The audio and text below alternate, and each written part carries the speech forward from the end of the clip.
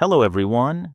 In today's quick video, I'll show you how to request a refund on Canva. Let's get started. Sometimes you might get charged by mistake or forget to cancel your Canva Pro trial. If that happens, you can request a refund through Canva's support.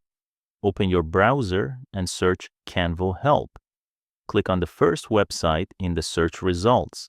Scroll down to the section that says Find Solutions to Common Issues here. Click on Instant Help. The Canva chatbot will appear in the corner. Then choose the option that matches your issue. When prompted, send a message and try to describe your problem clearly, like the date you were charged or why you want a refund.